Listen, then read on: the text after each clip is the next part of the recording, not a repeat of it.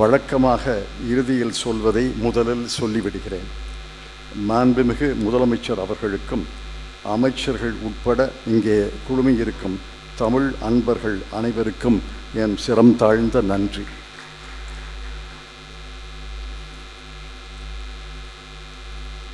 என்னுடைய தாயார் திருமதி லட்சுமி அவர்கள் தமிழ் மற்றும் ஆங்கிலத்தில் சரளமாக பேசுவார்கள், எழுதுவார்கள். தமிழ் மற்றும் ஆங்கில நூல்களை அவர்கள் ஆர்வத்துடன் படிப்பார்கள்.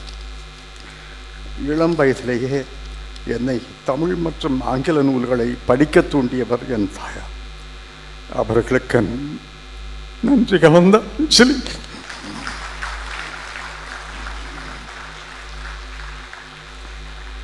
துணைவேந்தர், பதிவாளர் மற்றும் பேராசிரியர்கள், என் குடும்பத்தினர் திரு கார்த்தி, திருமதி நளினி, திருமதி ஸ்ரீநிதி, செல்வி அதித்தி, நூலக கட்டிடத்தை வடிவமைத்த திரு உமாசங்கர், திரு குருநாதன், பொறியாளர் திரு ஏழுமலை, நூலகத்தை அக்கறையுடன் கட்டிய கோரமண்டல் இன்ஜினியரிங் கம்பெனி திரு மணிமாறன், திரு வேலப்பன், திரு சொக்கலிங்கம், தமிழ்துறை தலைவர் பேராசிரியர் ராஜாராம், பேராசிரியர் திருமதி செந்தமிழ்பாவை, நூலகர் திரு கிருஷ்ணகுமார், தமிழ் நூல்களை சேகரித்து எங்களுக்கு வழங்கிய திருமதி அருணாதேவி, திருமதி தேவி நாச்சியப்பன், திரு ஜெயங்கொண்டான் உள்ளிட்ட பல தமிழ் நண்பர்கள், 20 கணினிகளை அன்பளிப்பாக வழங்கிய திரு சிவநாடார், திருமதி ரோஷினி நாடார் மல்ஹோத்ரா, என்னுடைய தேவைகளை உணர்ந்து எனக்கு எப்பொழுதும் துணையிருந்த சட்டமன்ற உறுப்பினர் திரு மாங்குடி,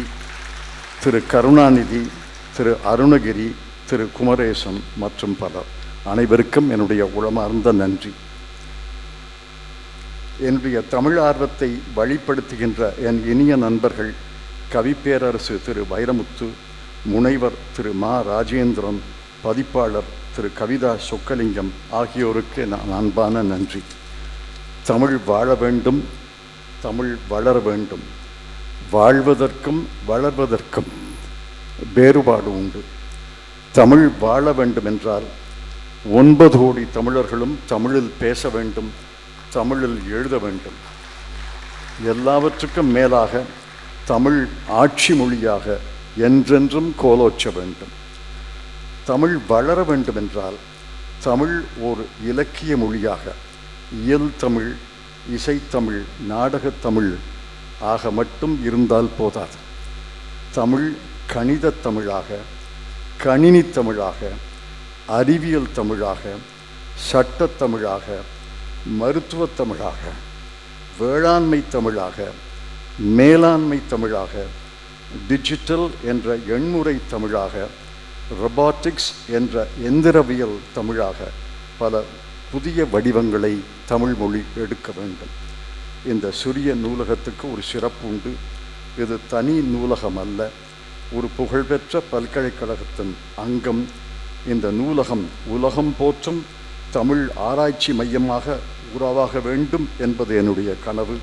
இந்த நூலகம் புது படைப்புகள் அரங்கேறும் ஒரு சங்கப்பலகையாக இருக்க வேண்டும். புதிய படைப்பாளிகளின் நாற்றுப்பண்ணையாக இருக்க வேண்டும்.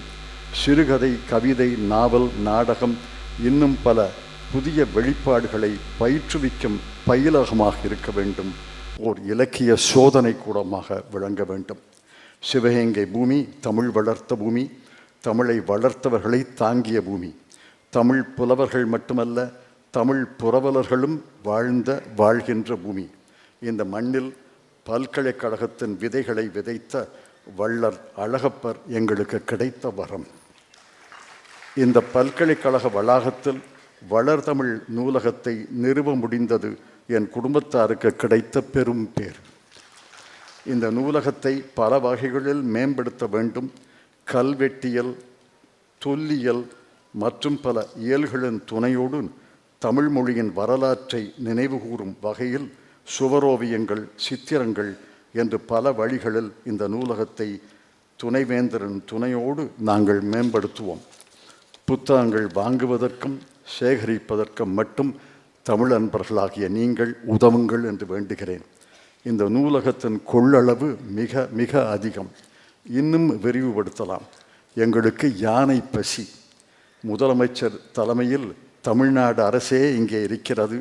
இந்த நூலகத்தின் யானை பசிக்கு தமிழ் அன்பர்கள் ஒவ்வொருவரும் ஒரு கைப்பிடிச்சோறு தர வேண்டும். தமிழ்நாடு அரசு ஒரு பெரிய படிச்சோறு தர வேண்டும் என்று கேட்டு என் உரையை நிறைவு செய்கிறேன். நண்பர்.